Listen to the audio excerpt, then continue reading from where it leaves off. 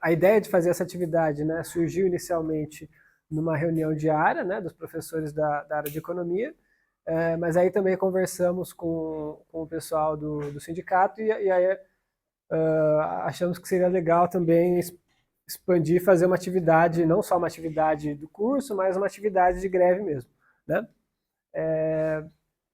Então, eu vou falar um pouco sobre regras fiscais e o orçamento da universidade, o orçamento das universidades, desculpa, mas eu já adianto que eu vou falar mais sobre regras fiscais e menos sobre o orçamento das universidades, tá?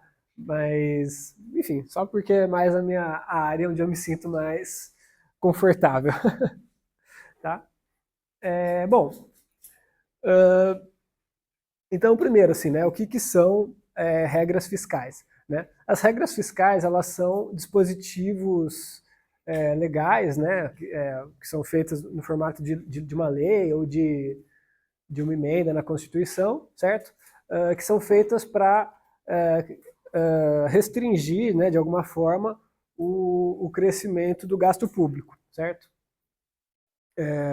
E com isso também conter um possível desequilíbrio das contas públicas a longo prazo, certo? Então, essas regras fiscais, elas podem... existem diversos desenhos institucionais, né, através do qual isso pode ser, do qual isso pode ser feito. Uma delas são regras que estabelecem uma meta para o resultado fiscal do governo, né? Normalmente essas regras elas estabelecem uma regra para o resultado primário. Esqueci de escrever aqui, mas normalmente é para o resultado primário. O que é o resultado primário, né? Existe o resultado chamado resultado nominal do governo e o resultado primário. O resultado nominal, ele é... Obrigado. Vou deixar aqui. Então, o resultado nominal, ele é a diferença entre o total das despesas do governo e o total das suas receitas, né, da arrecadação de impostos. O resultado primário, ele desconta as despesas com juros da dívida, né, que são as chamadas despesas financeiras. Então, o resultado primário desconta essas despesas do cálculo e considera só as despesas primárias, que são basicamente as despesas do governo com custeio, né, custeio, investimento, pagamento de transferências para as famílias, como as aposentadorias, Bolsa Família, né? E no custeio que entra boa parte do orçamento das universidades, né? Seja as despesas correntes para pagar os serviços terceirizados, a conta de luz, a conta de água, né? E também o pagamento do salário dos técnicos e dos professores, certo? Normalmente as metas de resultado primário, justamente elas são metas para o resultado primário porque considera-se que as despesas com juros têm uma dinâmica própria e que, enfim, que o Banco Central que determina os juros, então isso fica fora da alçada do Tesouro, né, do Tesouro Nacional, enfim. Existem outras regras que são de limites para os gastos primários e regras que estabelecem um limite para a dívida pública.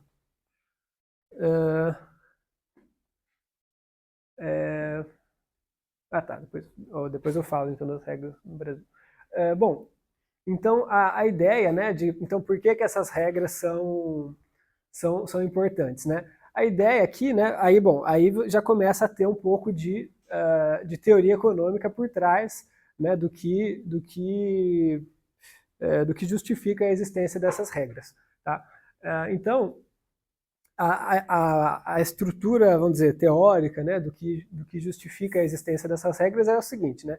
É a ideia de que o governo ele até consegue influenciar, né, no nível de renda, no nível de emprego da economia no curto prazo, porém, no longo prazo, não. No longo prazo, a economia teria tendência determinada só pelo crescimento populacional e pelo crescimento da produtividade, e as políticas, a política fiscal e as políticas que visam controlar a demanda agregada, né, de uma forma mais geral, não seriam capazes de influenciar a renda a longo prazo. Só que um governo poderia tentar usar a política fiscal no curto prazo, né, para fazer a economia melhor, tentar se reeleger, enfim. Então haveria incentivos para que os governantes usem a política fiscal, né, para, vamos dizer, colher esses benefícios de curto prazo, mas no longo prazo isso não teria resultados, pelo contrário, isso poderia gerar uma dívida pública maior, taxa de juros maior, mais inflação, certo? Então isso não seria desejável. Então para que isso não ocorra, né, ou para que os políticos não possam tentar explorar esses benefícios de curto prazo, faz-se um desenho institucional para controlar o crescimento dos gastos, justamente, né, e impedir que ocorra esses desequilíbrios de longo prazo. Essa é um pouco a ideia, né? Não, tranquilo, tranquilo. Aí, bom, a ponte para o futuro, né? Eu falei da ponte para o futuro porque não sei se os mais jovens, né, lembram disso, né? Mas foi um documento, né, que foi feito em 2015 pelo PMDB, né, que hoje é o MDB, que um dos maiores, era, né, um dos maiores partidos do Brasil, né, hoje nem tanto, mas era o partido do Michel Temer, quando ele era vice da Dilma, né, e em 2015, durante um período de crise política e crise econômica, né, eles divulgaram esse documento, né, chamado Ponte para o Futuro, que, vamos dizer, propunha uma agenda econômica, né, de reformas liberais, né, para a economia. E lá eu acho esse documento importante, assim, até uma coisa importante para se estudar a economia brasileira, assim, porque lá tem uma visão que assim, lá aquele documento contém uma agenda que de fato foi implementada em boa medida, né, no governo Temer e no governo Bolsonaro, né. O governo Temer, de fato, fez muitas coisas, olhando aquele documento, muitas das reformas que foram feitas, a ideia delas estava naquele documento, né, a ideia de fazer o gasto público crescer menos que o PIB, diminuir o peso do gasto público no PIB, a própria reforma trabalhista e a reforma da Previdência também algumas ideias ali dessas reformas estão naquele documento, né, apesar de que eu não vou falar disso hoje, tá? E eu vi esses dias uma entrevista em que o próprio Meirelles, né, que foi o ministro da Fazenda do Temer, ele falou, acho que em 2019, eu acho, falou que a agenda do Paulo Guedes era a agenda dele, né? Então ele mesmo fala que o governo Bolsonaro continuou essa mesma agenda, né? Tanto que a reforma da Previdência começou a ser discutida ainda no governo Temer, mas ele acabou que ele não teve força política, né, para implementar de fato aquela reforma, e o que foi aprovado ali em 2019 era já o que estava sendo discutido desde o governo Temer, por exemplo, né? Mas, né, fecha parênteses aqui da ponte para o futuro, né? Mas na ponte para o futuro eles falam qual seria o mecanismo, né, vamos dizer, os canais de transmissão teóricos dessas reformas, ou seja, como que essas reformas levariam a mais crescimento econômico, né? Então a ideia é basicamente assim, que uma regra que controle o crescimento do gasto público a médio e longo prazo, e faça o gasto público crescer menos que o PIB, né? ia fazer com que o governo começasse a ter superávites primários cada vez maiores, né? Supondo, né, que o governo mantém uma carga tributária mais ou menos constante, se o peso dos gastos na renda começa a cair, eventualmente vai surgir um superávit primário, e esse superávit primário vai ficar cada vez maior, né, como proporção do PIB. Isso eventualmente permitiria o governo reduzir a dívida pública, e isso permitiria que o Banco Central baixasse a taxa de juros de forma, vamos dizer, permanente e sem gerar inflação, e essa redução persistente da taxa de juros geraria incentivos ao investimento privado e a economia passaria a crescer não puxada pelos gastos públicos e sim pelos investimentos privados. Então, bom, tem uma série de mecanismos de passo a passo aí que pode ter problema em várias dessas etapas, né?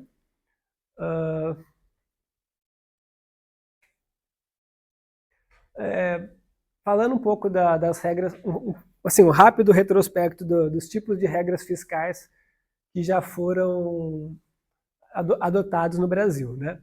Então, de 1999 até 2016, a principal regra fiscal era a meta de superávit primário. Então, o governo estabelecia uma meta de superávit primário e essa era a principal regra fiscal, certo?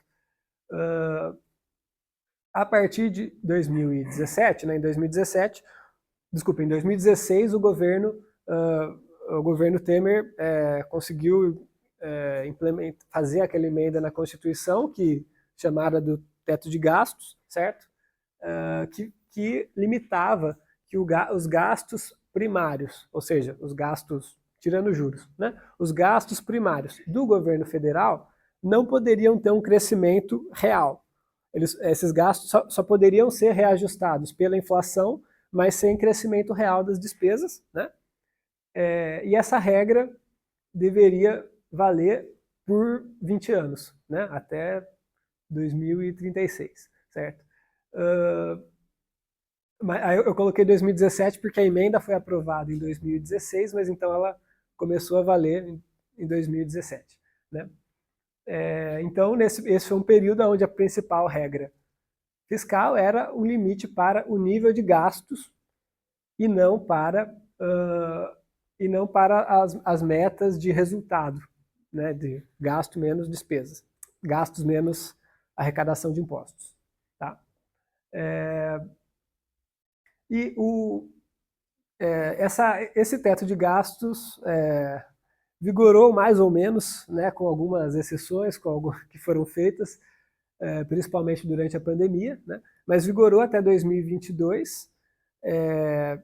E em 2022, depois da eleição do Lula, o Lula, antes mesmo de assumir, de iniciar o terceiro mandato, ele negociou com o Congresso a aprovação de uma emenda constitucional, que era a PEC da transição, né, que meio que dizia assim, tá, o teto de gastos não vai mais ter o teto de gastos. Em 2023, o governo pode aumentar as despesas em um valor expressivo, até uns 9%, e o governo se compromete a enviar uma nova proposta de um novo regime fiscal, basicamente propor uma nova regra fiscal para ser negociada no Congresso, tá? Ou seja, basicamente o governo vai ter que decidir com o Congresso uma nova regra fiscal. E isso, de fato, isso aconteceu, né? O governo propôs um novo arcabouço fiscal, né? Que no início era chamado por esse nome que eu acabei de usar, né? De novo arcabouço fiscal, mas depois o nome oficial, né? Acabou sendo esse, né? O regime fiscal sustentável, né? Que passou a valer a partir desse ano, né? Esse regime fiscal sustentável, ele combina metas de resultado primário com limites para a expansão dos gastos primários. Embora esses limites eles não sejam tão rígidos quanto o teto de gastos, né, que vigorou entre 17 e 22. No caso do teto de gastos, o limite para o crescimento dos gastos era zero. Né? O regime fiscal sustentável ele prevê um crescimento ele prevê, né, um certo crescimento para os gastos primários.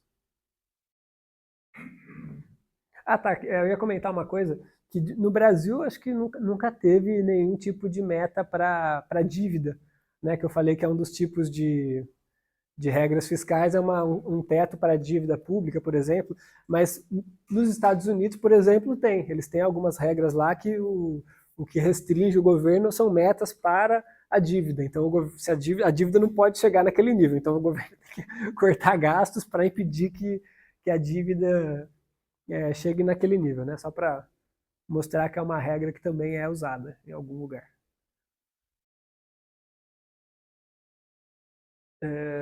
Tá, então aqui as principais características do regime fiscal sustentável, né? Eu não gosto desse nome, né? Porque parece que ele é sustentável, as outras ideias não, não são, né? Mas enfim. Então, primeiro, ele estabelece que os gastos primários do governo federal vão crescer entre 0,6% ao ano e 2,5% ao ano, isso em termos reais, tá? Eu esqueci de escrever aqui, mas, ou seja, já descontado a inflação. Continuam,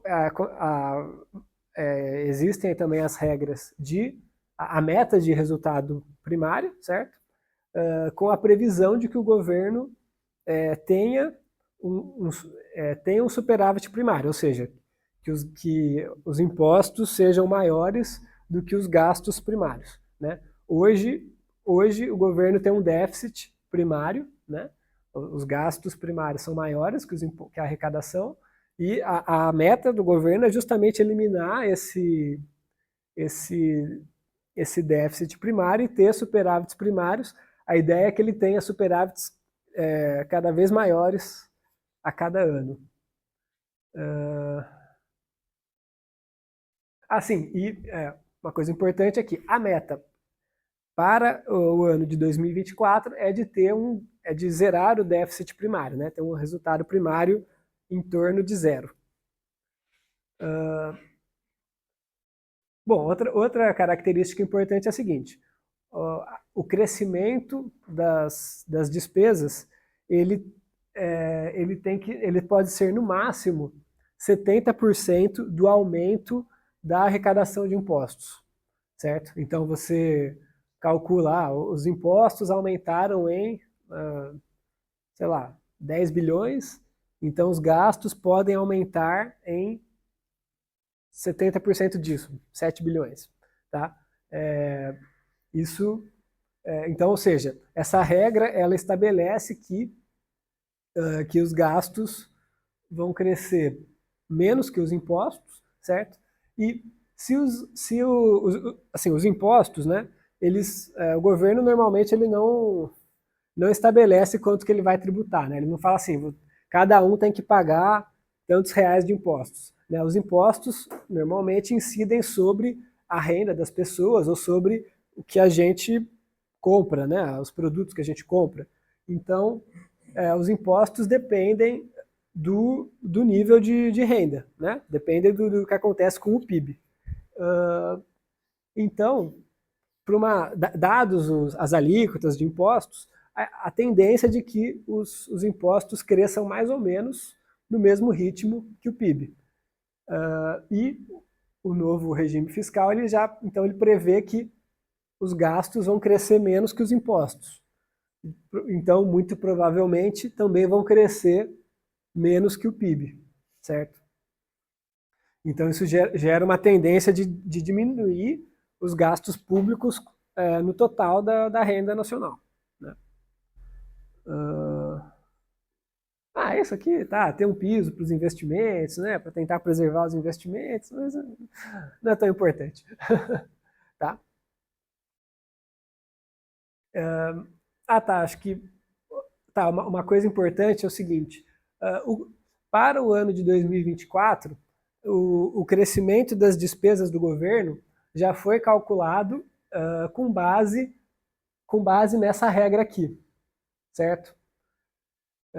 Ou seja, calcularam lá 70% do aumento do aumento das receitas, né, dos impostos em 2023, 70% disso pode ser aumento de gastos. Isso dá uma estimativa de que os gastos do governo federal aumentem cerca de 1,7% esse ano, tá? Em 2024, tá?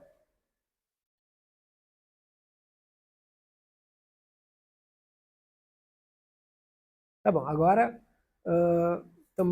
de novo, vamos de novo falar um pouco de teoria, né? Agora há pouco eu falei eu falei como que funcionaria, né, a ideia do digamos, por quais canais, né, que essas regras fiscais gerariam superávites primários, um declínio da dívida pública e como que isso geraria um padrão de crescimento liderado pelos investimentos privados, né? Isso impediria o governo de tentar usufruir desses ganhos de curto prazo e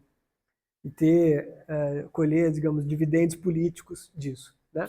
Então, ok, eu estava falando de assim, ok, havia teoria nisso que eu estava falando, mas na economia existem muitas visões teóricas diferentes, então agora eu vou falar outros pilares teóricos, que agora são os que eu acho, certo? Que é os que eu vou usar avaliar para avaliar essas regras fiscais, certo? Basicamente, tá? Então, primeira coisa, né? A tendência de crescimento de longo prazo da economia, ela não é determinada não é determinada por fatores de oferta, tá? Ela é, ela é determinada pelo crescimento da demanda. Então, a política fiscal e o conjunto das políticas de controle da demanda agregada podem sim afetar a taxa de crescimento de longo prazo da economia, tá? De que formas isso pode acontecer? Bom, existem diversas formas através da qual o lado da oferta, né, pode se acomodar à demanda, certo? Então, é possível, por exemplo, aumentar, bom, claro, o desemprego, à medida que a demanda cresce, o desemprego, né, ele vai caindo, mas claro, ele não tem como cair abaixo de zero, né, enfim, mas apesar disso, existem outros espaços para a economia crescer sem ser através da redução pura e simples da taxa de desemprego, né. Então, por exemplo, a taxa de participação ela pode aumentar, né? Então, quando a economia cresce mais, pessoas que estão fora do mercado de trabalho acabam entrando no mercado de trabalho atraídas por mais e melhores empregos, certo?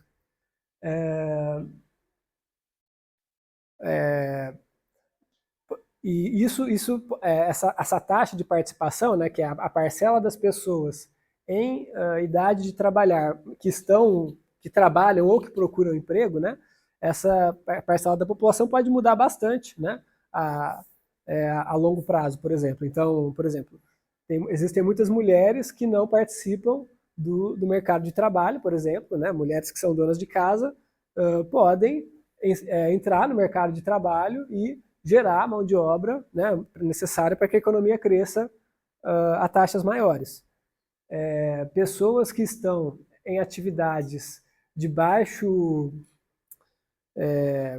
de baixa produtividade podem migrar para atividades de alta produtividade. Então, por exemplo, vou dar um exemplo contrário, né? Em 2015, o Brasil teve 2015, 2016, o Brasil passou por uma grande recessão econômica, né? E muitas pessoas que tinham boa qualificação e bons empregos perderam o emprego, e algumas delas foram, por exemplo, trabalhar como motorista de aplicativo, por exemplo. Então, bom, essa pessoa se responde a uma pesquisa como a PNAD, né? Vai falar, estou empregado, né? Estava empregado antes e trabalha, depois a pessoa também vai falar que tem uma ocupação. Mas ela saiu de um emprego de alta produtividade, que exigia uma mão de obra qualificada, para exercer uma atividade que exige pouca qualificação e que tem menor produtividade por trabalhador, né? Ou um outro exemplo também, né? O Brasil, quando cresceu a taxas maiores, né? Entre 2004 e 2010, né? O número de pessoas trabalhando como empregada doméstica foi diminuindo, né? Porque, bom, iam surgindo outros postos de trabalho que pagavam melhor, e as pessoas foram saindo dessa ocupação de empregada doméstica para outras atividades com maior produtividade e que as pessoas também ganham mais, né? E tem também, é claro, o próprio progresso técnico induzido pelo crescimento da demanda via retornos de escala via retornos de escala, basicamente, né? Mas também existem muitos estudos empíricos que de fato corroboram com isso, né? Corroboram com a ideia de que quando a economia cresce a taxas mais elevadas, isso acaba induzindo a um maior ritmo de crescimento da produtividade. Bom, ok. Falei só essa primeira parte aqui até agora, né? Então, o crescimento, né, da economia a longo prazo, ele também é liderado pelo crescimento da demanda, né? Só que aí, bom, qual o componente da demanda, né? Basicamente, né, o crescimento é liderado pelo crescimento dos gastos públicos, das exportações e do consumo financiado por crédito, né? Esses componentes da demanda são basicamente são componentes da demanda que são razoavelmente independentes do que acontece com a própria renda, tá? Já o consumo das famílias, por exemplo, né, o consumo financiado a partir dos salários, bom, esse consumo ele é bastante induzido pelo que acontece com a economia, né? Quando a renda aumenta, mais pessoas ficam empregadas, mais pessoas recebem salários e consomem, certo? Agora, se a economia cresce mais, isso não faz a gente exportar mais, necessariamente. Ou isso não faz o governo automaticamente aumentar seus gastos, né? Bom, e o investimento privado das empresas, né, que é o investimento em máquinas, equipamentos bom, inclui também investimento em construção, né? Sei lá, se você constrói um shopping, ou mesmo se você constrói uma indústria, mas você tem que construir o galpão ali, industrial, né, para colocar as máquinas dentro. Esse investimento das empresas privadas, ele é pouco sensível à taxa de juros, ao contrário do que normalmente se considera. Na verdade, esse investimento ele é, em boa medida, induzido pela própria demanda, né? Então, o que acontece? As empresas, elas querem atender a demanda agregada, né? Mais especificamente, elas querem poder atender os picos de demanda esperados, né? Então, elas vão construir uma certa capacidade produtiva para atender essa demanda que elas esperam que vai ocorrer, certo? E aí, as empresas não querem nem ter, elas não querem ter um excesso de capacidade produtiva, porque, bom, isso aí é um capital imobilizado que não vai render lucro, né? Então as empresas não querem ter mais capacidade produtiva do que precisa.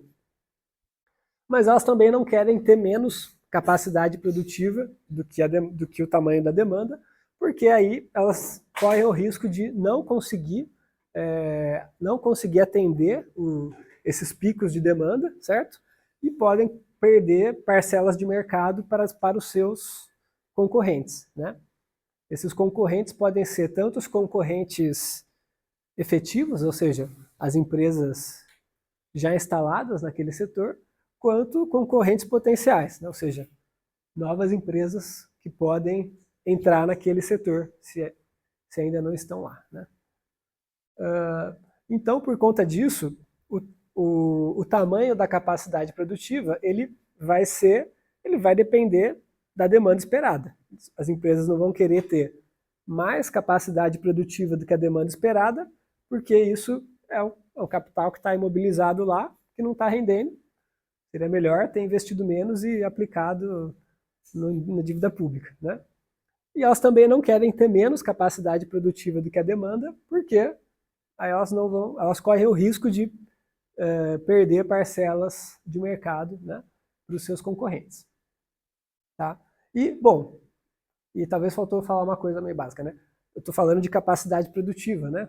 Tá, e o que gera capacidade produtiva é o próprio investimento, certo? Capacidade produtiva é o total de máquinas e equipamentos que existem na economia. O investimento é justamente a aquisição de novas máquinas e equipamentos. Então, as empresas tentam ajustar o tamanho da sua capacidade produtiva à demanda. Como elas fazem isso? Investindo mais ou menos. Tá? Então, quando a demanda cresce mais, isso indica para as empresas que elas precisam aumentar a sua capacidade produtiva a um ritmo maior, então elas precisam investir mais. Quando a demanda cresce pouco, as empresas precisam aumentar pouco a sua capacidade produtiva, então ela não precisa investir muito, pode investir pouco, certo?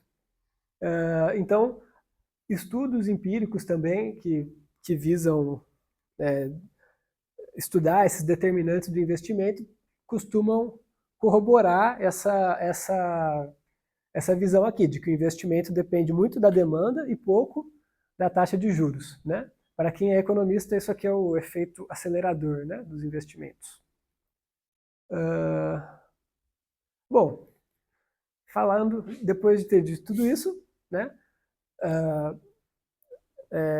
é importante então ressaltar que, com base nesses, estou chamando de pilares teóricos, né, então a tendência de crescimento a longo prazo da economia depende da política fiscal. A política fiscal não é incapaz de alterar a trajetória de crescimento da economia no longo prazo.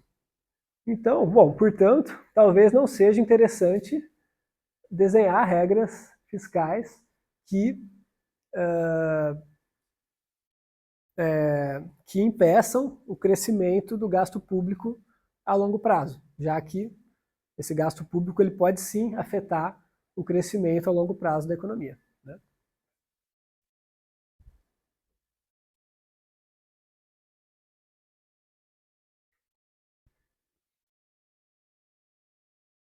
Bom, segundo ponto é a inflação é um fenômeno de custos e não de demanda. Por que isso é importante? Isso é importante porque para que a gente não caia, né,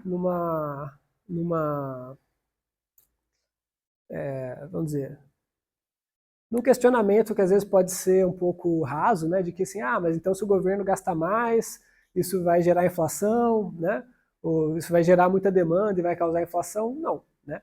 Se eu acabei de falar que a economia, no geral, não está restrita pela capacidade produtiva, né, e sim pela demanda, não tem por que eu achar que se a economia crescer um pouco mais, vai ter inflação de demanda. Tá? Vai ter inflação de demanda se a economia de fato estiver próximo de restrições de oferta. Né? Mas se não estiver, não tem por que ao aumento da demanda gerar, de forma mecânica, aumentos de preços. Tá? Os preços eles vão depender basicamente, né, dos custos de produção. E aí, bom, quais são os principais custos de produção a serem levados em conta? Né? Salários nominais, já que o salário para as empresas é um custo, né? O custo dos insumos importados, né? E o custo de alguns preços que são determinados pelo governo, né? Que no Brasil a gente chama de preços monitorados, que é principalmente combustíveis e energia elétrica, né? que são insumos básicos e que são usados por praticamente todas as atividades produtivas. Então, por exemplo, bom, a demanda pode até afetar os preços de uma forma indireta, sim. Se aumenta a demanda, os trabalhadores aumenta o nível de emprego, os trabalhadores conseguem um poder de barganha maior, conseguem negociar salários nominais maiores. Bom, então isso pode ter um efeito sobre o nível de preços, né? Mas não é uma coisa mecânica de que aumenta a demanda, isso vai gerar um aumento de preços, porque a economia bateu em algum limite dado pelo lado da oferta. Né? Terceiro, né? Os países que possuem uma moeda própria, né?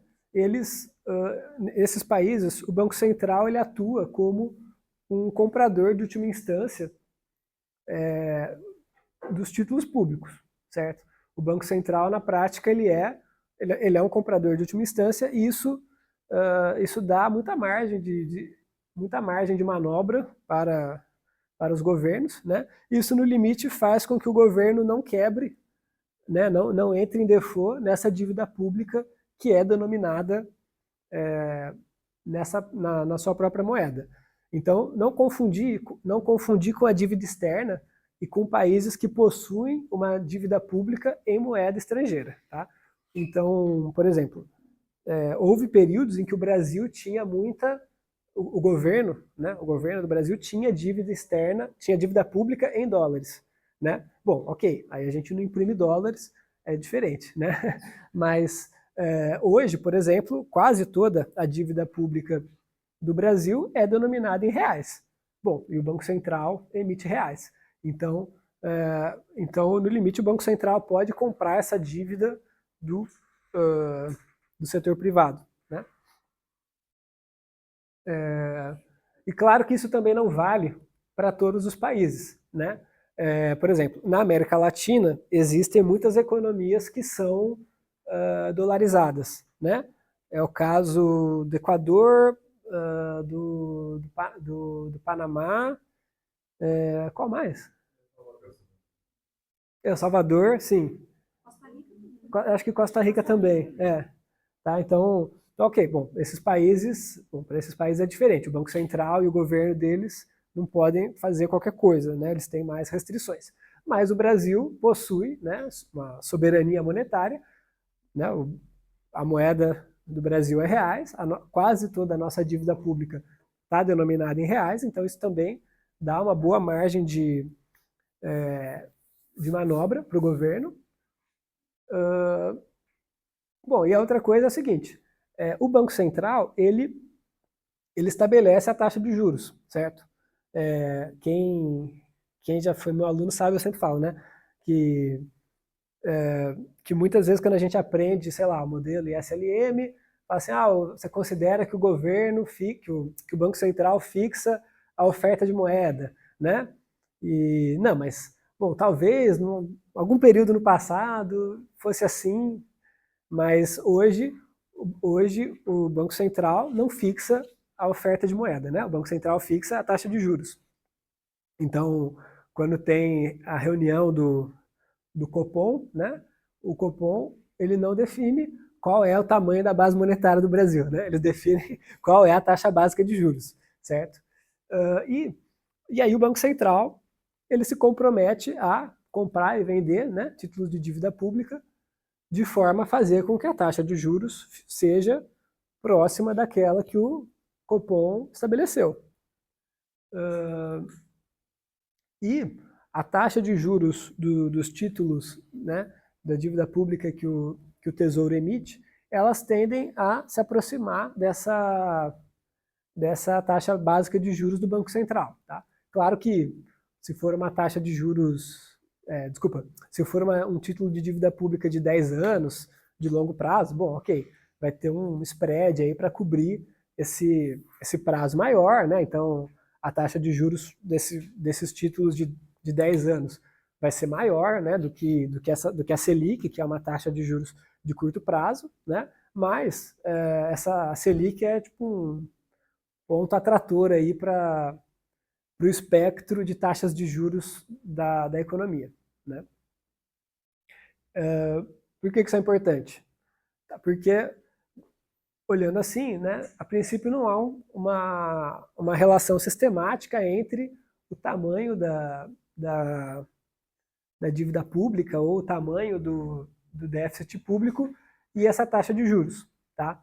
Já que é o Banco Central que define essa taxa de juros e ele consegue controlar indiretamente as taxas de juros de longo prazo também, né?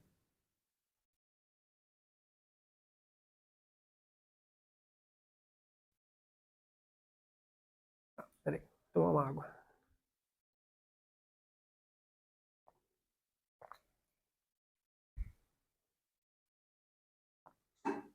Tá, então agora eu vou falar um pouco, tá, do período onde havia metas de superávit primário, né? A rigor, esse período durou de 99 até 2014, né? Mas eu vou falar mais do período de 2004 a 2014, porque foi um período de funcionamento mais virtuoso, vamos chamar assim, desse modelo, né? Bom, então, nesse período houve aumentos da carga tributária no Brasil, né? Ou seja, o aumento do total de impostos como proporção do PIB, né? E, bom, se o governo ele tem uma meta de resultado primário, né? Bom, então você pode atingir esse resultado com mais gastos e mais impostos ou com menos gastos e menos impostos, certo? Você, de certa forma, tem mais vamos dizer, graus de liberdade, né, para atingir essa meta. Então, se a carga tributária como proporção do PIB aumenta, isso permite que o governo atinja as metas, né, mesmo com os gastos públicos crescendo mais do que o PIB, por exemplo, né? E isso, de certa forma, aconteceu nesse período, né? A carga tributária aumentou, tá? E isso permitiu que o governo aumentasse gastos, tá? E ao mesmo tempo atingisse essas metas, né, de superávit primário, pelo menos durante boa parte desse período, né? Bom, além disso, né, eu falei agora há pouco, né, que os principais motores do crescimento são os gastos públicos, as exportações e o consumo financiado por crédito, né? Então, bom, durante esse período houve também uma série de reduções na taxa básica de juros, né? Houve aumentos do emprego formal, que é o emprego com carteira de trabalho assinada, né? E no Brasil, o acesso das famílias ao crédito, né, ele depende bastante de você ter um emprego formal, né? Ter um emprego formal te permite acessar crédito em melhores condições, ou acessar, ou é a diferença entre você ter acesso ao crédito ou não ter, né?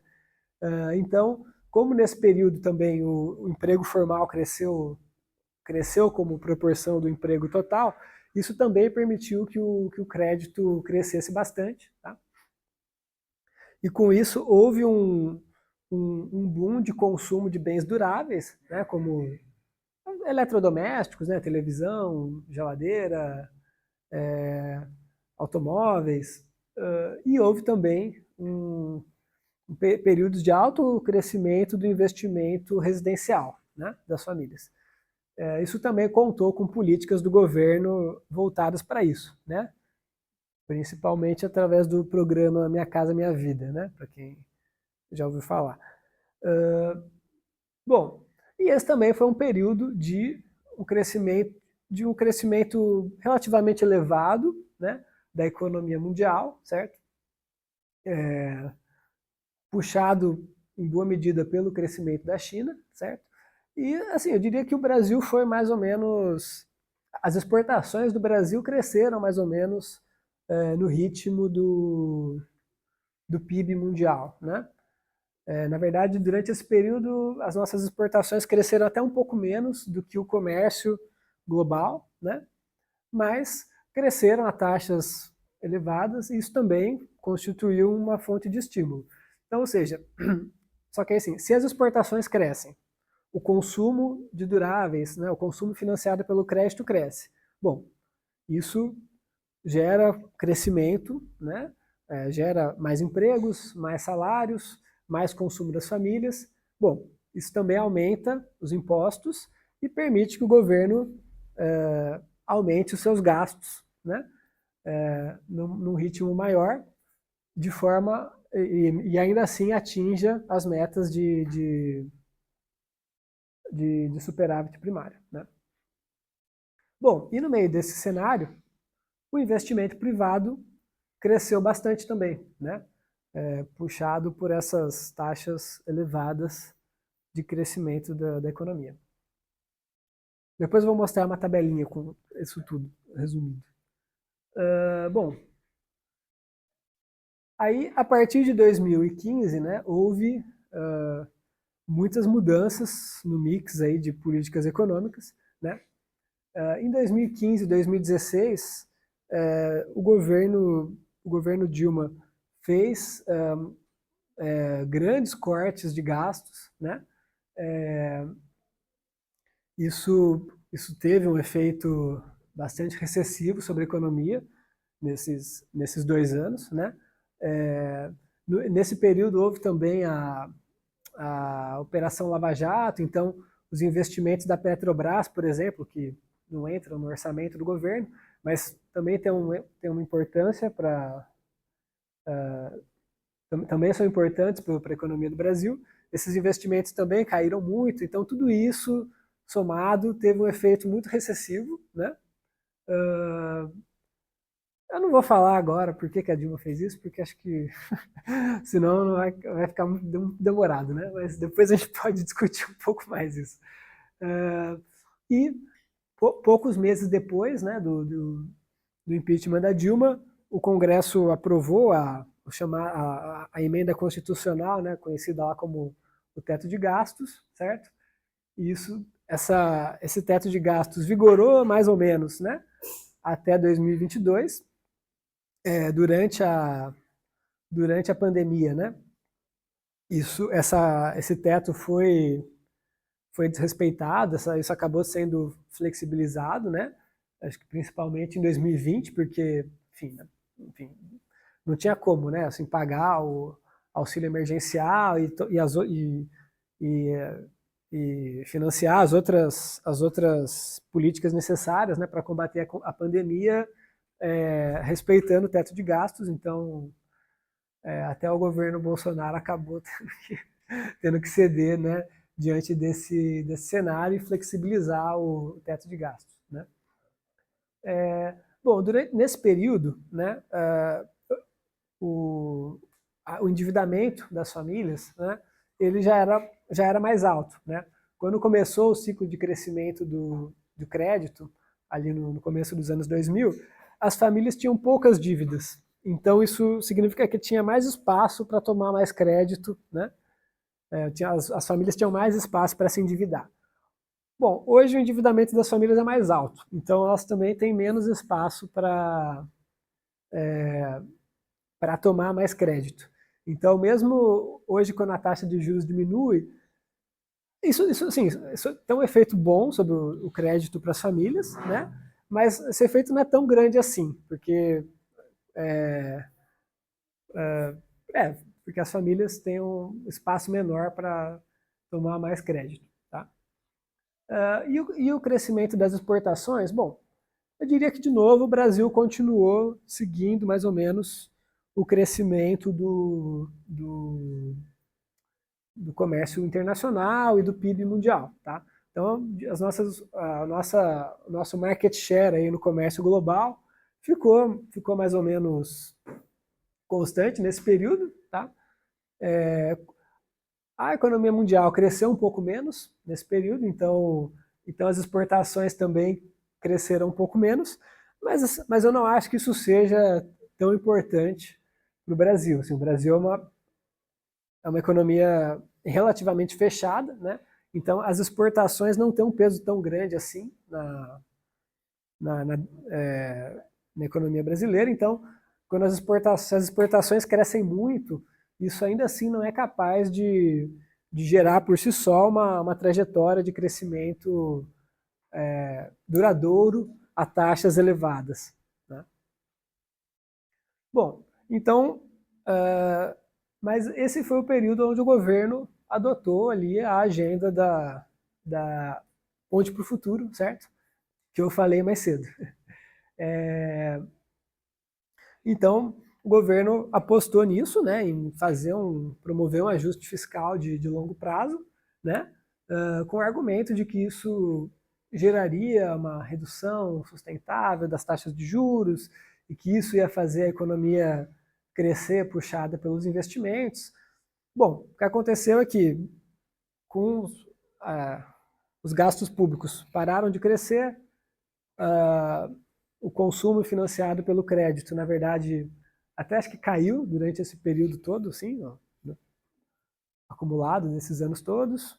As exportações cresceram em linha com o comércio internacional, mas também isso para o Brasil isso não é capaz de puxar a economia. Bom, com tudo isso, a demanda agregada total cresceu muito pouco. Então, as empresas investiram muito pouco. Né? Como a demanda parou de crescer, não havia necessidade de investir. Assim, não havia necessidade das empresas comprarem mais máquinas, equipamentos, expandir a sua capacidade produtiva se não havia expectativa de poder vender essa produção maior. Né? Então, o governo redobrou essa aposta, né, sucessivas vezes, e, enfim, não deu certo. Né? Não deu certo, o crescimento do PIB nesse período foi assim, medíocre. Eu acho que a taxa de crescimento média do PIB nesse período aqui foi de 0,2% ao ano. Né? O PIB per capita, né, diminuiu. Então, assim, né, essa estratégia não foi bem sucedida para promover o crescimento econômico, né? Foi bem sucedida para outras coisas, né? Para mudar drasticamente o poder de barganha a favor dos capitalistas e contra os trabalhadores, nisso foi bastante bem sucedida, né? Bom, agora alguns dados só para ilustrar isso tudo que eu estava falando. Aqui a carga tributária, né? Como eu disse, a carga tributária cresceu durante a primeira década dos anos 2000. Isso permitiu que o governo aumentasse bastante os gastos nesse período. Isso acabou sendo expansionista, reforçou aquele ciclo de crescimento que a gente teve nos dois governos Lula, né? E depois a carga tributária parou de crescer e até diminuiu um pouco, né? Tá, e aqui só ilustrando algumas das coisas que eu estava falando agora há pouco, né? A taxa de crescimento do PIB foi muito menor nesses 8 anos aí, nesses últimos 8 anos. A taxa de crescimento dos gastos públicos primários também foi bem menor por conta da orientação política dos governos e do novo desenho institucional que foi feito com o teto de gastos, né?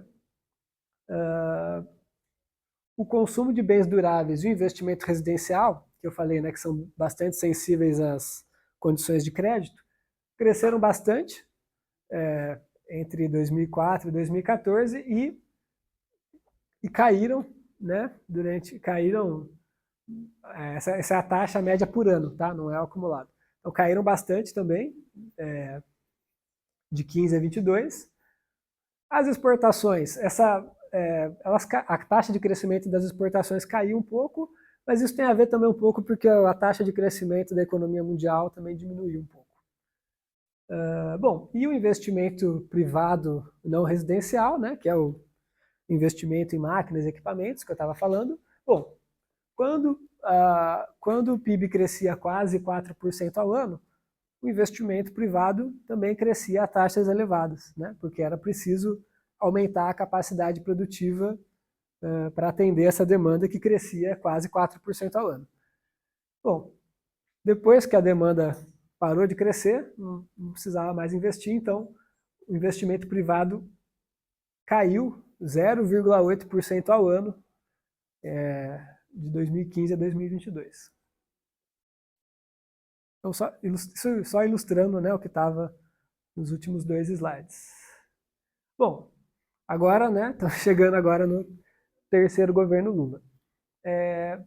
Bom, eu falei um pouco, né, da PEC da transição, né, que foi negociada ainda antes do Lula tomar posse, né. Essa PEC da transição permitiu que o governo federal aumentasse bastante os gastos primários em 2023, né. Os gastos primários cresceram mais ou menos 9% em termos reais ano passado. Sim, isso é bastante. Historicamente, né, para o padrão do Brasil, é uma taxa de crescimento bem alta. Bom, isso teve um efeito expansionista sobre a economia, isso foi bom, né? Por isso que a economia como um todo teve um desempenho bom até ano passado, né? Cresceu cerca de 3%. Assim, bom, né? Assim, né? A Cláudia comparado, né, com o que era antes dos anos 80 é ruim, mas o padrão dos últimos 40 anos, 3% até que é bom. Né?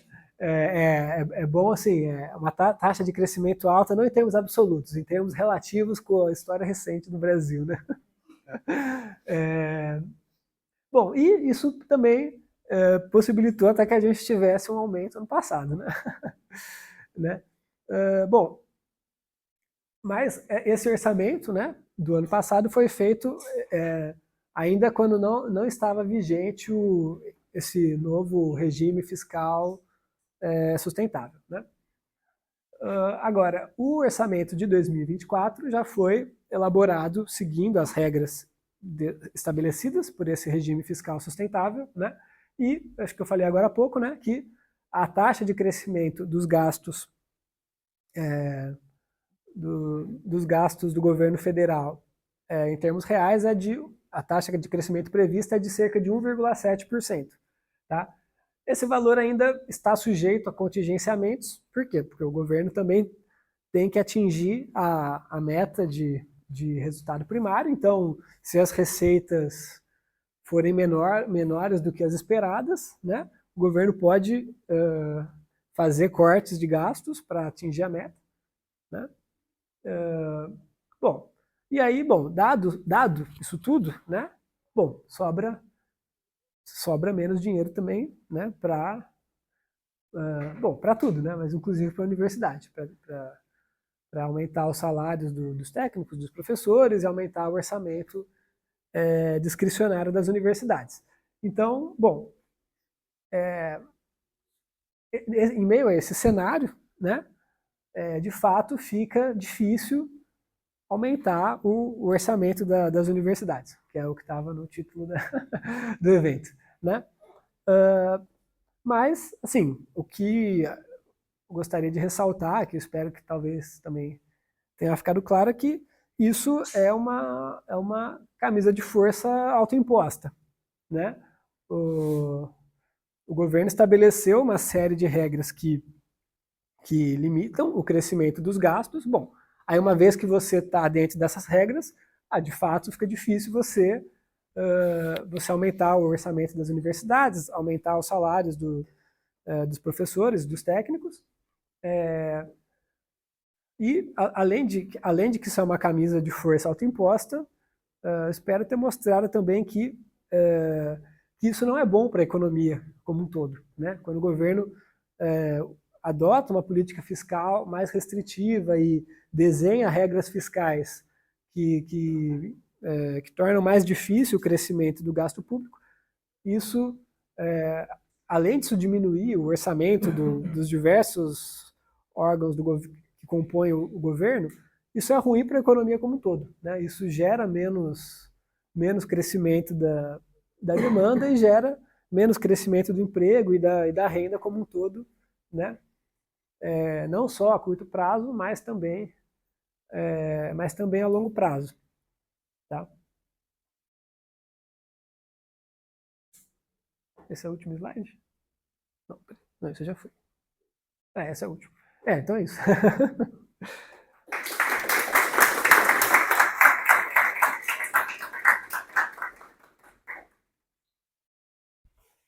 Como é que a gente faz agora? Uma rodada de perguntas, né?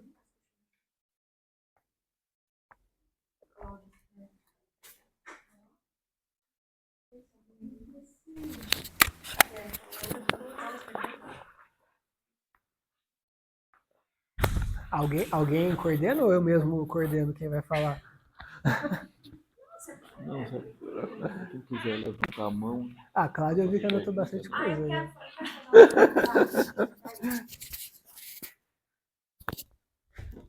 Bom, achei muito boa a sua explicação.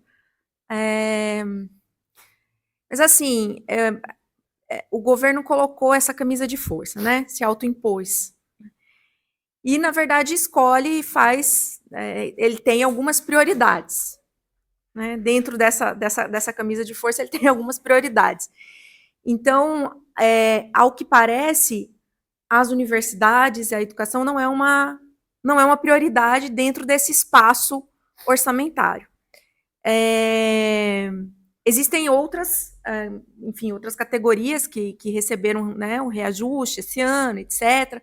Né, tem, se não me engano, 11 bilhões de reais que estão sendo destinados para as universidades privadas. 11 bilhões, né? Daquele texto daquele professor da Federal da Bahia. Isso corresponde a cerca de 25% do orçamento das universidades federais. Então, assim, ok, o governo ele se autoimpôs essa camisa de força, mas ele também escolhe algumas prioridades a depender da pressão política que esses grupos fazem no governo na tentativa de extrair recursos para si. Então, assim, queria que você comentasse um pouquinho sobre isso. Estou com o celular só para anotar, tá? Sim, eu não estou sem nem papel. Só para provocar um pouquinho mais nesse sentido, das opções, né? Ou das também, digamos assim, das dinâmicas econômicas que vão para além das regras fiscais, né? E políticas, né? A gente tem, ok, algumas regras fiscais, mas o governo também arrecada fora da política fiscal exclusivamente, né? E também a forma como ele gasta, mesmo dentro do orçamento, tem sido, digamos assim, modificada e um pouco chamando a atenção. Eu estou me referindo a essa história das emendas parlamentares, por exemplo, né? Uma questão que também está acontecendo nesse caminho, digamos assim. Por um lado, o governo vai se impondo uma camisa de força, que acho que ficou bem claro na sua exposição, que é uma opção, né? E o modelito dela, vamos dizer assim, também é uma opção. E dentro desse modelo, está acompanhando junto um processo, vamos dizer assim, a gente pode dizer de um certo... cada vez mais as despesas vão ficando mais embaçadas ou vão passando menos pelo Congresso, porque vão saindo do próprio orçamento que está tão engessado. Então, às vezes, no discurso do governo, dá a entender, né, vou pegar assim recentemente, né, que não, a gente vai dar um jeito por um outro lado. E esse outro lado, no caso das universidades, né, na área da saúde também está sofrendo com isso, parece entregar de bandeja o setor das universidades públicas, né, ou da educação pública, para, digamos assim, ficar catando o dinheirinho no setor privado, né, ou mesmo, enfim, no setor empresarial público, mas, enfim, às expensas da vontade política desses setores, e não dentro, né, daquilo que seria a lógica, né, digamos assim, enfim, da política, da grande política educacional, enfim, eleita a partir de um processo democrático, com o governo e tal. Então, essa coisa que o orçamento, de uma forma geral, vai ficando uma peça, às vezes é de menos importância, cada vez com menos valor, com menos dinheiro envolvido, né, vamos dizer assim. E esse é discutido, esse é transparente, mas o resto vai saindo nas emendas, nas fundações, nos escorregadelos daqui e da acolá. Como é que você, né, vê esse processo também?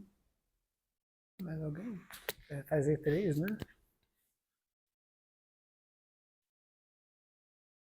Acho que você pode fazer uma rodada, né? Tá.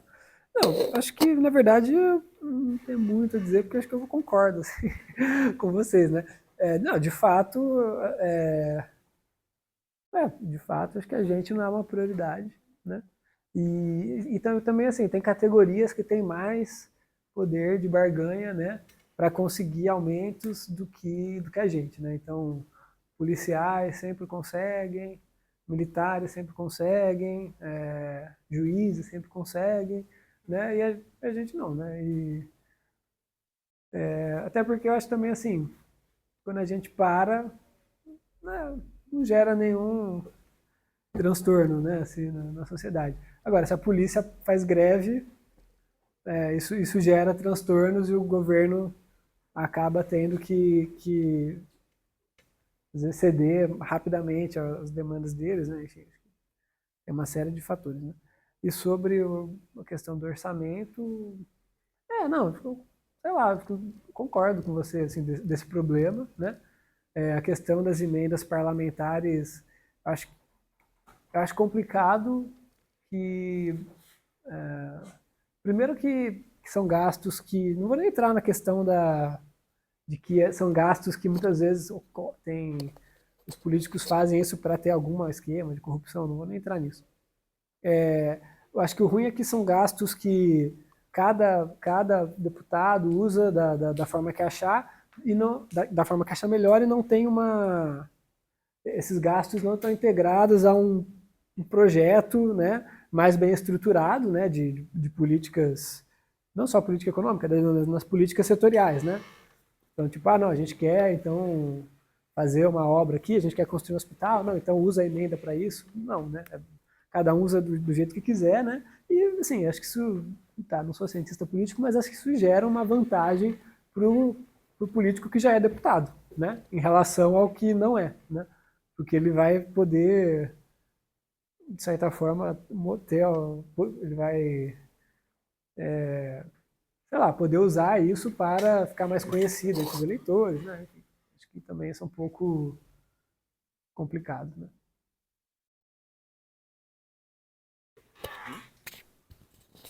Só para aproveitar o gancho e comentar ao mesmo tempo, porque essa questão do papel do planejamento, né, como a gente está falando dessa coisa digamos assim, da camisa de força autoimposta, né, que você mostrou, enfim, né, como isso é uma opção de política econômica, não é um dado, digamos assim, do universo, né?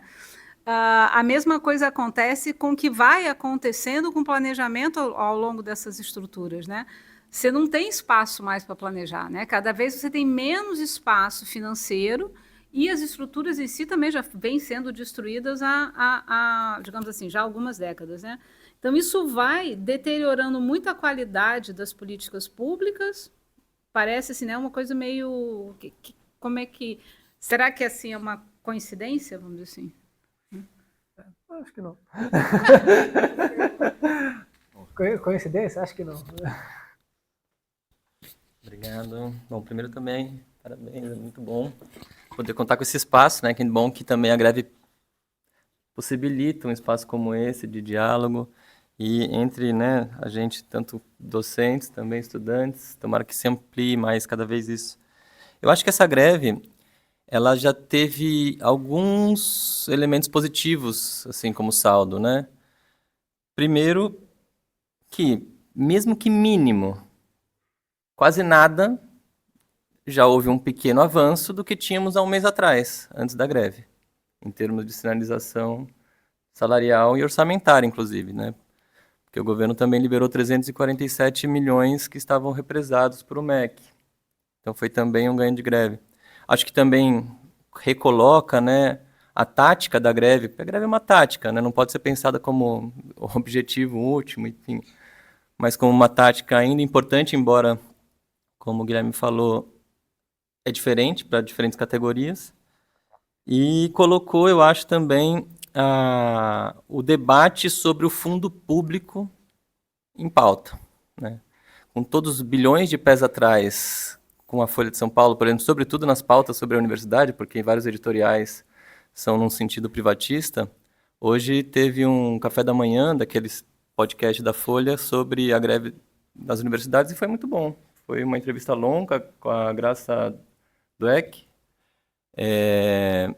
E, bom, assim, sinalizando nossas pautas muito corretamente. Enfim, eu acho que também fortalece, aí queria chegar nisso.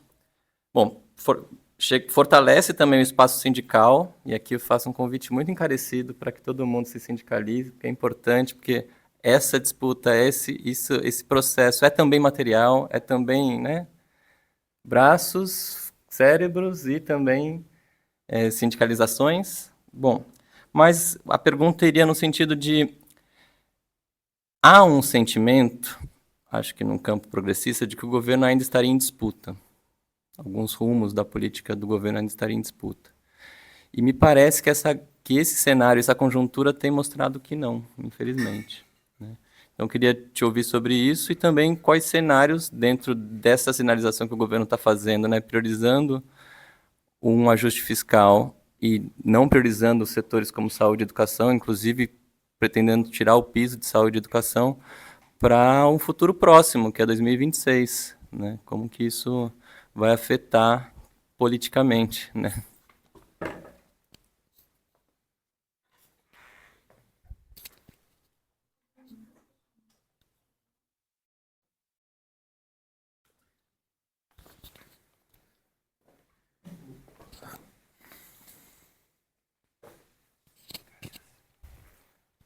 Então, primeiramente agradecer pela belíssima exposição. Não sei se é uma pergunta, um pequeno comentário só para a gente... Eu estudei economia há muitos anos atrás, no tempo da faculdade, coisa antiga. É interessante como mudou, né, o enfoque da teoria econômica. Na minha época, uma discussão sobre a equação fiscal sempre tinha duas pontas.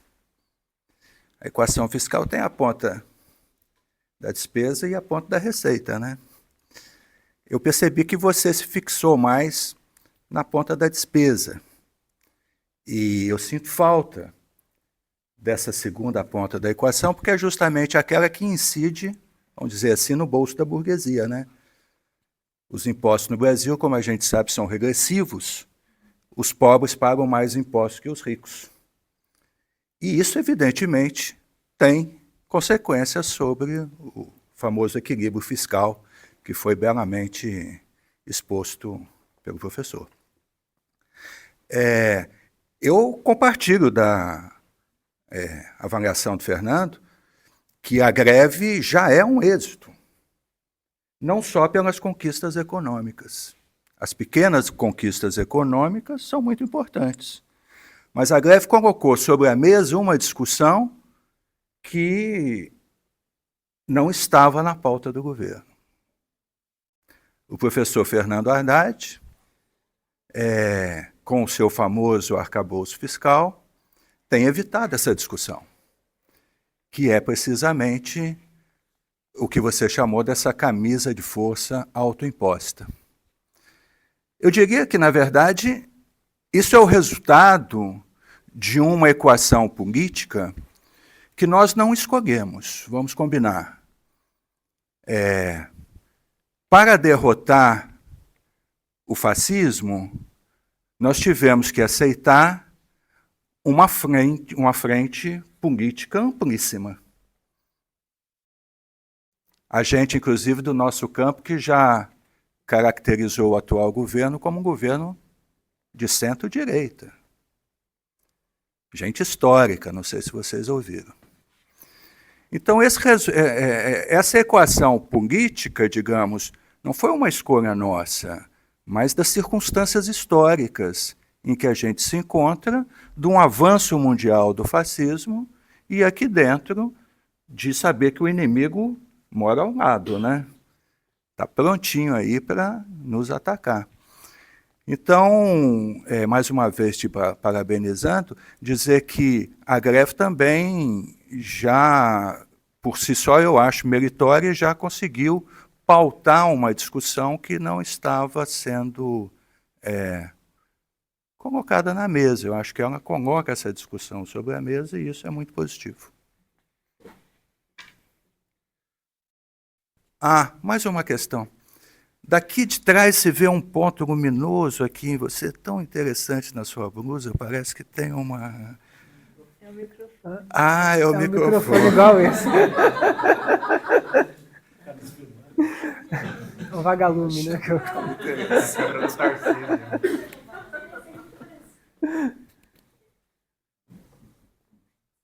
Comenta. Tá, vamos comentar esses dois. Não, tá bom.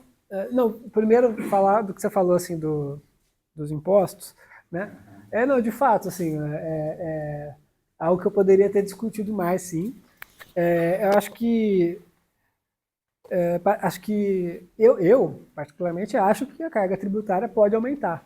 Porém, eu acho que politicamente falando hoje isso não é viável. Assim, falar qualquer coisa que se fala disso já é muito difícil. Até assim, o Haddad está tentando também, né, fazer um aumento de alguns impostos, o que, assim, elogiar ele um pouco, né, assim, seria bom, acho, se isso for, se ele conseguir aprovar isso, né, até acho que seria bom, mas de fato parece que eu acho que na direita há um consenso de que não, assim, a carga tributária do Brasil já é muito alta comparada com outros países emergentes e tal, então não tem como aumentar. Inclusive, no documento lá na Ponte para o Futuro, eles falam isso também, né? Não, a carga tributária não tem como aumentar mais, então o que tem que fazer é diminuir o gasto como proporção do PIB, né? E aí, sobre a questão assim comentando um pouco junto o que vocês dois falaram, né? Se o governo está em disputa e da situação política como um todo, né? Não sei, eu já discuti com alguns amigos meus assim, mas será que o Haddad ele acha isso mesmo ou não? Assim, acho que não importa, né? Não importa o que ele acha, o que importa é o que ele faz, né? De fato, o governo foi um governo de coalizão, que teve que ceder muitas coisas, então isso, claro, não dá para fazer um governo super progressista e tal, né? Eu concordo com isso.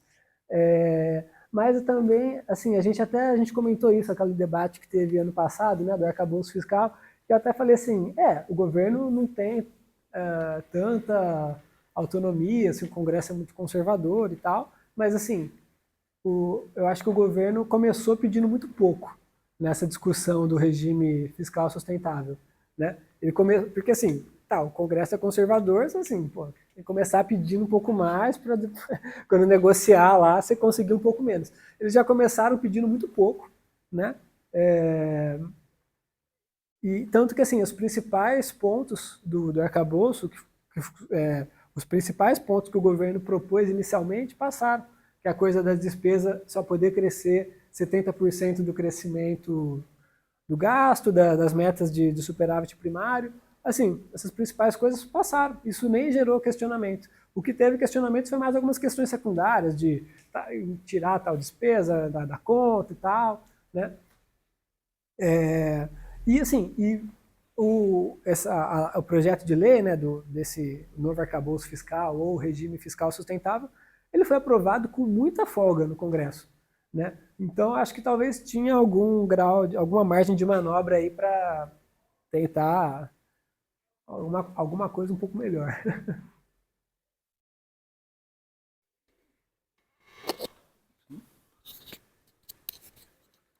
Só continuar o comentário, assim, não discordando, né, que, enfim, o lado do que entra é importante, né, também, e que a gente tem um conjunto de iniquidade histórico, enfim, que tem um enorme espaço para mexer mais nisso, mas eu acho que, como economista, a gente não pode cair na falácia que tudo se resume, né, em política fiscal, primeiro ponto, né. Eu acho que a gente está esquecendo, né, um outro lado muito importante aí, que as coisas estão amarradas, que você tocou, eu sei que você não está esquecendo, mas no debate a gente esquece muito, e não é um esquecimento à toa, né, é que a política monetária é fundamental. Então, você tem um ataque em duas pinças e a gente está perdendo nesses dois lados, né? A autonomia monetária é fundamental, como você lida com isso é fundamental, né?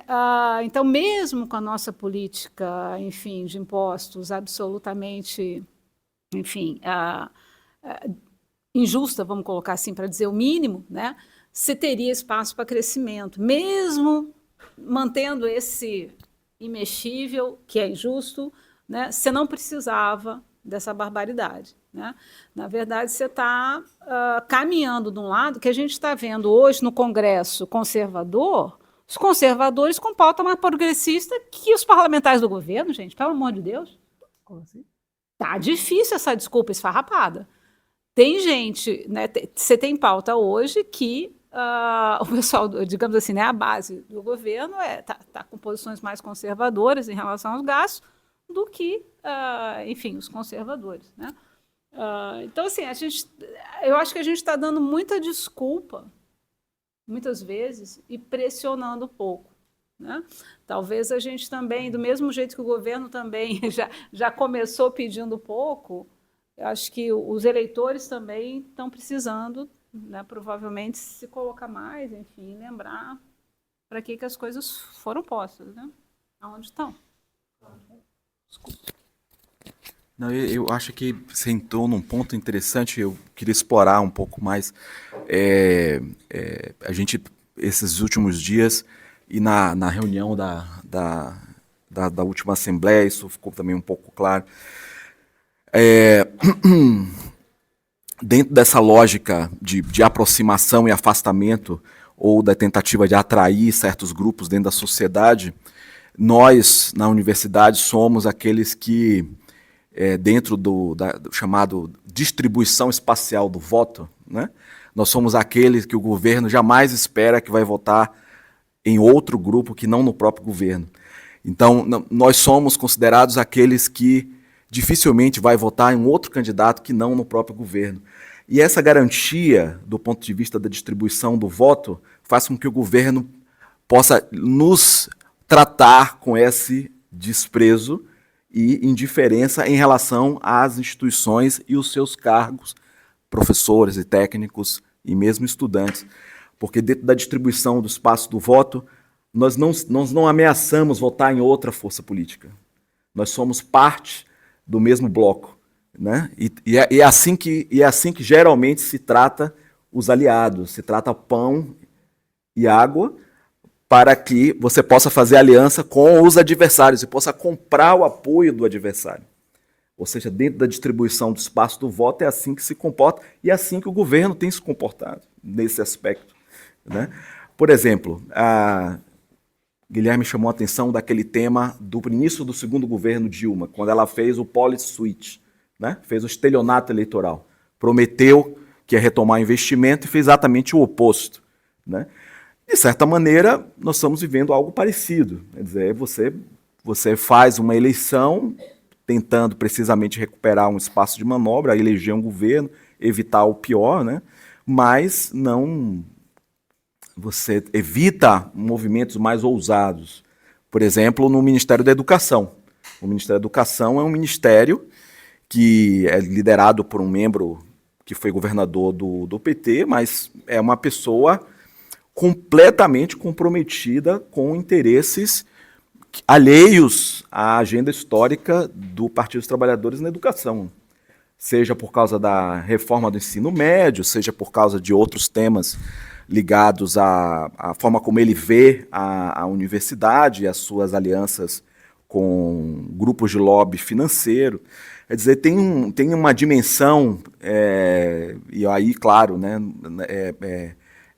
nessa forma como o governo lida com o esforço de ampliar a base de apoio, né, que torna ele isso que você acabou de mencionar, quer dizer, acaba se tornando mais conservador do que muitos membros dentro do Congresso, né? E acho que isso se reflete também fora do próprio sistema político. Se refere, por exemplo, no âmbito das comunidades epistêmicas, ou seja, se a gente pensar aqui, por exemplo, a rede de economistas, né? Ou seja, como é que esse debate sobre o tema, por exemplo, que vai ser um dos temas das nossas próximas reuniões, que é o tema do piso, né? Que vem de dentro do próprio governo, ou seja, vem do Ministério do Planejamento, essa discussão sobre você romper o piso constitucional, né? Tá vindo da própria Simone Tebet essa discussão que se repercute dentro da imprensa. Então, é muito impressionante você ver essas sinalizações do governo para o setor financeiro buscando esse tipo de aliança num cenário bastante complicado. Penso nesse sentido que a greve pode ajudar, e já está ajudando, a colocar pelo menos alguma ordem na casa, né? Gabriel. Posso só responder esses dois para não perder, perder o que está na cabeça, assim, né? Acho que de fato, né? Que a gente não é um eleitor em disputa, né? Bom, eu não sou isso aí é mais a sua praia, né? Mas acho que a princípio acho que faz sentido, assim, né? Essa lógica. E a questão da revisão dos pisos, né? Que acho que a gente ainda vai ter mais algum encontro, né? Para falar disso. De fato, né? Se você faz uma regra fiscal onde para uma dada carga tributária, não precisa ser dada, né? Para uma dada carga tributária, os gastos totais caem como proporção do PIB. E tem alguns gastos que têm um peso grande, que cresce no mesmo ritmo que a carga tributária, né? No mesmo ritmo que os impostos, né? Então, esses gastos vão preservar o peso deles no PIB. O gasto total caindo, bom, uma hora não vai sobrar nada para o resto dos gastos. Então, você tem que rever esses pisos, né? A lógica é meio que essa, né? Então, assim, uma vez que você adota uma regra que gera, né, já no desenho da regra, gera uma tendência de queda da parcela dos gastos públicos na renda, eventualmente você vai ter que rever esses pisos, né? Você gera uma situação insustentável para esses gastos que estão protegidos pelo piso e cria uma situação política para revê-los, né? De fato, é complicado. Sobre o que a Cláudia falou dos eleitores e tal, né? E acho que também um pouco tem a ver com o que o Fernando falou aqui. Acho que o nível, né, do debate econômico no governo, no PT, assim, eu acho muito ruim. Assim. Acho muito ruim. E aí, assim, e o que a Cláudia falou da política monetária, né? Agora eu tenho uma opinião que é um pouco, assim, herética, talvez, assim, porque no geral, né, a direita pede juros maior e a esquerda pede juros menor, né? E tanto que nessa última reunião do Copom que teve, né, os cinco conselheiros, né, que tinham sido nomeados pelo Bolsonaro, durante o governo Bolsonaro, votaram por uma taxa de juros maior, né, para diminuir 0,25 pontos, eu acho, né? E os cinco que o Bolsonaro nomeou votaram assim, e os 4 que o Lula nomeou votaram para a taxa de juros cair meio ponto, né? Ou seja, por uma taxa de juros menor, né? Então, bom, primeiro que mostra que essa coisa do Banco Central independente, né? Tipo assim, né? Assim não é, né? Assim, o governo consegue muito, consegue em alguma medida controlar, né? Tem aquela questão, independente de quem, na verdade seria independente do governo, mas você ainda vê que os caras ainda votam de acordo com o governo anterior, né? Mas assim, eu não acho que o canal da política monetária seja tão importante assim para o controle da demanda agregada. Porque, bom, como eu falei, para o investimento, a taxa de juros não é muito importante, né?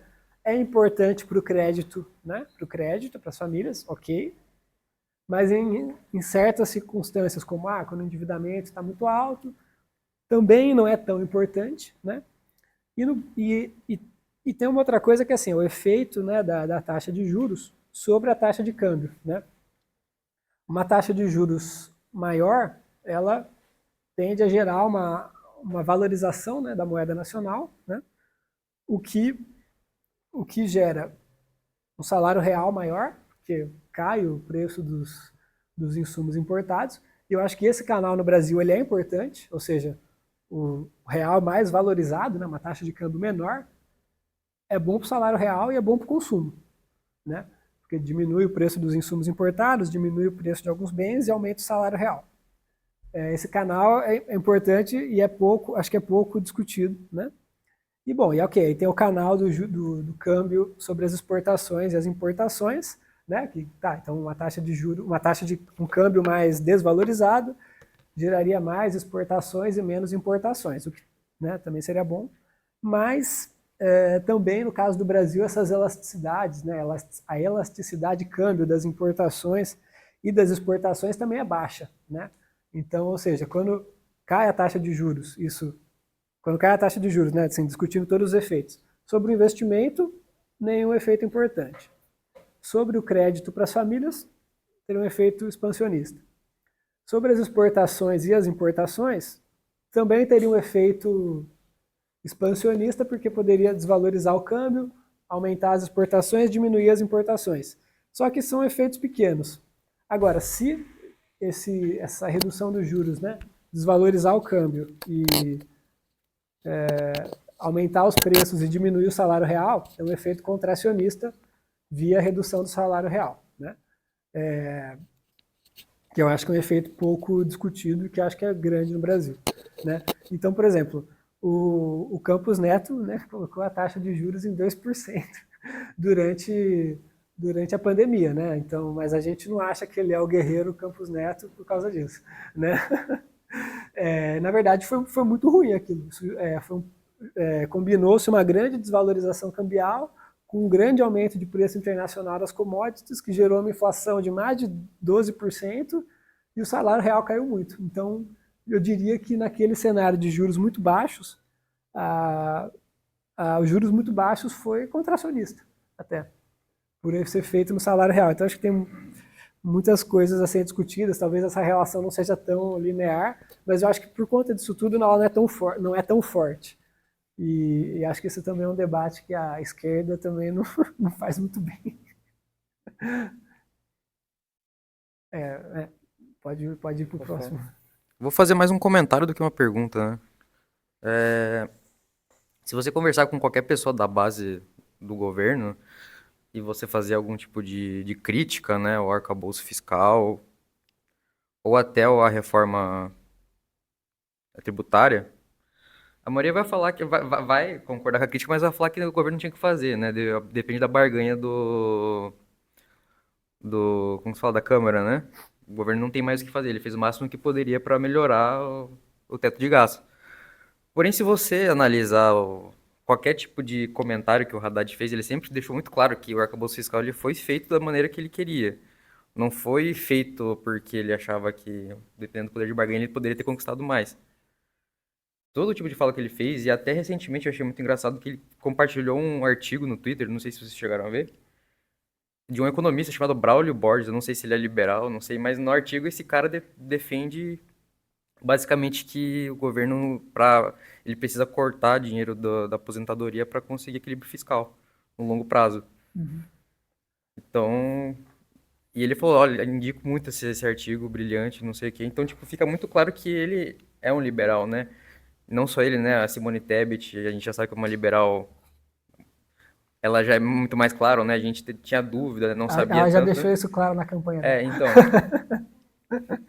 E o negócio é que são pessoas da base do governo, não são gente que, tipo, o governo indicou porque precisava, né? Pra dar cargo, né? Pro PMDB. A Simone Tebet, ela não é do PT, mas ela foi uma indicação muito mais de escolha do que de dar cargo pro PMDB de político, né? Sim. Então a gente vê dentro do próprio governo uma guinada à direita, né? Existe também um debate sobre, no próprio PT, existe uma queda de braços entre uma ala mais progressista e essa ala mais liberal. Mas se a gente analisar outras questões, outras decisões políticas do próprio governo, fora da economia necessariamente, por exemplo, a indicação da STF do Zanin. O cara é um conservador nato, todo mundo sabe as posições dele, né? Em questões políticas, né? E, na vez de indicar alguém que seja ideologicamente mais à esquerda, ele preferiu indicar alguém que fosse fiel a ele, sabe? Então, tipo, foda-se o interesse do trabalhador, eu vou indicar alguém que vai defender o meu interesse político lá, né? Na vez de defender o interesse da classe. Então, a gente vê, eu acho muito interessante o Lenin tem uma definição que ele chama de aristocracia operária, né? Para definir o operário que, por exemplo, ele sobe na hierarquia e começa a agir como o opressor, sabe? A defender o interesse do burguês na vez de defender o interesse da sua própria classe. E eu analiso que uma boa parte do PT, né, se encaixa muito nessa definição, sabe? É isso. Mais alguém? Pega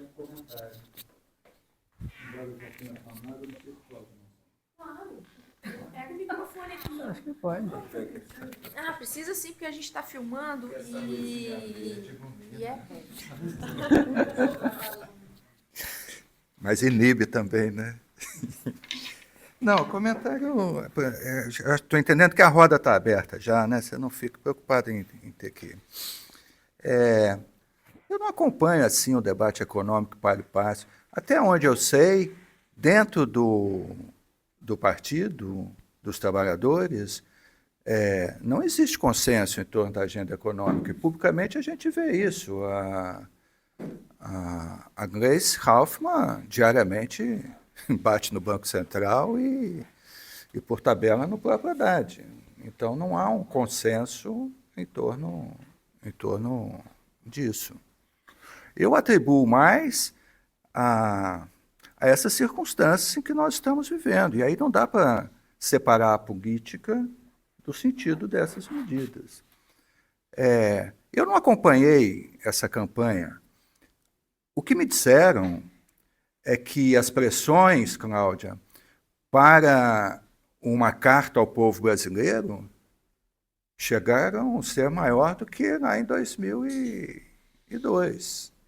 E a gente viu que o setor da grande indústria, capitaneado pela Fiesp, por São Paulo, e os setores duros da burguesia nacional,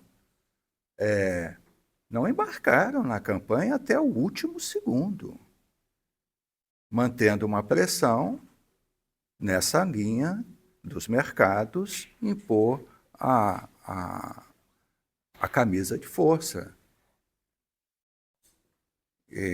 Conseguir essa aliança amplíssima não foi uma coisa simples. Foi muito difícil, a começar dessa posição do setor industrial mais duro. Isso é um dado. Então, o custo político que a gente paga hoje está muito relacionado com as circunstâncias postas para derrotar o Bolsonaro. A continuidade de um adversário da democracia, como todos nós sabemos e vimos. Então, tem esse aspecto. Voltando ao tema do fiscal, né?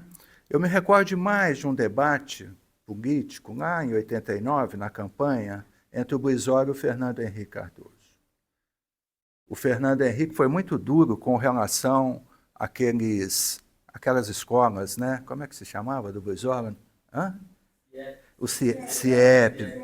E o Fernando Henrique, no primeiro turno, bateu demais no Brizola por causa disso, essa gastança, essas escolas, vai sucatear tudo depois, vocês não vão dar conta, papapá. A gente sabe que o Fernando Henrique acabou vencendo as eleições, mas o Brizola deu uma resposta que eu nunca esqueci, né? Se referindo à mentalidade fiscalista e fazendária dos tecnocratas. Né? Se a gente seguisse essa mentalidade, Cláudia, o Brasil não teria portos e aeroportos, não teria Brasília, não teria as universidades públicas que foram construídas ao longo de décadas, não teríamos a infraestrutura urbana, ferroviária, rodoviária que existe implantada. Porque nada disso foi resultado do investimento privado. Nada. Absolutamente nada. Eu entendo que a atual política econômica, assim como o Fernando, ainda está em disputa. Conhecendo um pouquinho e vendo a história do que foi 2002, 2003. Lembra-se de 2002, como que... e aí não tinha Banco Central independente e nem Campos Neto. Mas as taxas de juros estavam lá em cima e foram mantidas pelo governo Lula. Aqueles primeiros 2 anos foram anos que ele tomou muita paulada. Recordem-se disso, né? Eu acho que ainda há margem para uma mudança. Talvez agora, vence, né, o mandato do Campos no final do ano, e quem sabe isso melhora um pouco. Vamos torcer. Não sei se as universidades vão aguentar até lá, mas a gente pode continuar em greve. Alguém mais? A Cláudia. Já que liberou geral, eu não sei porque que você falou, eu entendi que você falou um pouco direcionado para mim, não entendi muito, porque justamente nem sequer, quando eu penso em política monetária, eu não penso só em taxa de juros. Né? Eu vou um pouco mais... eu me refiro mesmo, enfim, né, enfim, a capacidade de fazer... nossa querida moedinha, né, e coisas assim. O gasto não depende necessariamente da arrecadação, muito menos da taxa de juros, mas é uma outra questão, que também é nossa. E acho que em algum momento a gente também precisa retomar esse debate que parece esquecido, assim, virou um tabu. Né? E, obviamente, concordo em gênero e número.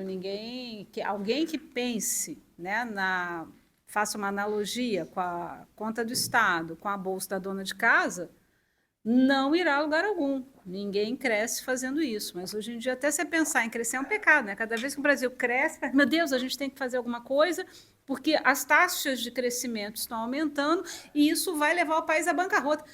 Eu acho de uma ironia sem par. Né? Eu fico assim, vem cá, eu estou no mesmo mundo que eu fui criada, que eu me formei, ou eu mudei de planeta e não percebi? Desencarnei, encarnei de novo. O que está acontecendo? Né? Você viu que era uma matéria que teve situação. há umas semanas, falando que o desemprego estava muito baixo e que isso podia ser ruim, porque ia gerar inflação. Nós estamos assim, chegando a esse ponto. Em termos de economia, né? O desemprego está abaixo da taxa natural. Né? Então, decididamente, você não vai me ver de acordo com essa ladainha, não. Né? Esquizofrênica que a gente, enfim, tem ouvido. E, infelizmente, quando a gente ouve falar, eu espero que eu quero ser otimista como você, que a disputa que ainda se tenha dentro do governo seja com algum espaço, né, para, enfim, se gastar bem. Vamos colocar assim, porque acima de tudo parece que gastar, né? Até parece que não estão gastando horrores com várias coisas. Estão gastando horrores, depende de como se gasta. A questão também tem tudo isso aí que a gente também não discutiu, né? Exatamente, que é o que você colocou no início, né? Calma também, né? Que eu acho que a gente vai falar um pouquinho, também não é o ponto específico, mas a gente vai falar um pouquinho na quarta-feira, né? Um pouquinho mais sobre isso, mas no sentido de provocar também, né? Porque é o que é possível, né? Nada além, mas só recordar certas coisas que de repente saíram na pauta, né? E que acho que vale a pena voltar para, quem sabe, a gente poder ter essa esperança, né, de que esteja em disputa com a possibilidade de ir para um lugar, digamos assim, mais interessante, né? Mais pró, enfim, saúde, educação, e não no revés, né? Que quando a gente ouve essas pautas agora, como de novo, né, a reforma da Previdência, essa ideia de, né, enfim, afinal, ainda dá para tirar de alguns que, enfim, para gastar. Sim, porque a ideia é que a ideia do cobertor curto, quer dizer, é tanto mito econômico, porque isso não é teoria, né? Então, de alguma forma, o que a gente está pretendendo também um pouquinho com essas atividades é discutir um pouco isso, né? E aí, enfim, né, um pouquinho de teoria econômica para ajudar a gente a voltar a ver o mundo, né, com as possibilidades. A teoria econômica é sempre controvertida, vai ter uma que vai para um lado, outra vai para o outro, mas a gente precisa ver dos vários lados, né? A gente precisa ver dos vários lados, não pode só ver de um. Né? Então, um pouco isso que a gente espera conseguir trazer. Tem uma já Tem outro já.